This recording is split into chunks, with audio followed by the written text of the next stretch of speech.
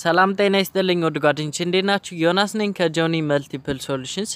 ዛሬ የምናየው እንዴት አድርገን ስልካችን ሃክ መደረጉን እናውቃለን፣ እንዲሁም ሃክ ከተደረገ ችግሩን እንዴት እንፈታለን ነው። ለመጀመሪያ ጊዜያችሁ እዚህ ዩቲዩብ ቻናል ጋር የመጣችሁ ካላችሁ ሰብስክራይብ ያድርጉ፣ እንዲሁም የደውል ምልክቷን ንኩ። እኔ ቪዲዮ በመለቅበት ጊዜ ለእናንተ ቀድሞ ይመጣላችኋል ማለት ነው።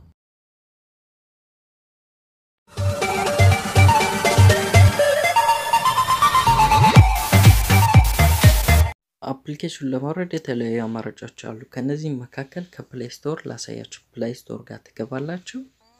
ከዛ አንቲ ስፓይ ብላችሁ ተጽፋላችሁ። አንቲ ስፓይ ብላችሁ እንደጻፋችሁ የመጀመሪያውን ትነኩታላችሁ። ከዛ ኢንስቶል የሚለውን ትነኩታላችሁ።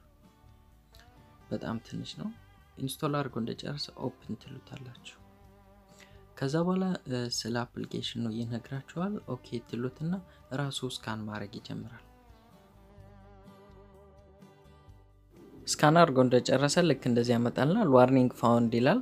ዋርኒንግ ማለት ማስጠንቀቂያ፣ የተለያየ ፍቃድ የተሰጣቸው አፕልኬሽኖች አሉ በስልካችን ነው የሚለው። ከዛ መጀመሪያው ላይ 0 ይላል። 0 ማለት ሃክ የተደረገ ወይም የሚቆጣጠረን መጥፎ አፕልኬሽኖች ነው። 0 ካለ ስልካችሁ ምንም ሃክ አልተደረገ ወይም ተቆጣጣሪ አፕልኬሽን የለውም ማለት ነው። ምናልባት ካላችሁ ግን ራስ አውጥቶ አፕልኬሽኑ እንድታጠፉት ያደርጋችኋል። የፍቃድ የተሰጣቸው ማለት እነዚህ አፕሊኬሽኖች ጎጆ አይደሉም፣ ግን ያው ለፍቃድ ወስደዋል ለማለት ነው እንጂ እነዚህ አፕሊኬሽኖች ጎጆ ስላልሆኑ ልትፈሩ አይገባም ማለት ነው። ውድ ጓደኞቼ ከዚህ ቪዲዮ ትንሽ ነገር እንደተማራችሁ ተስፋ አደርጋለሁ።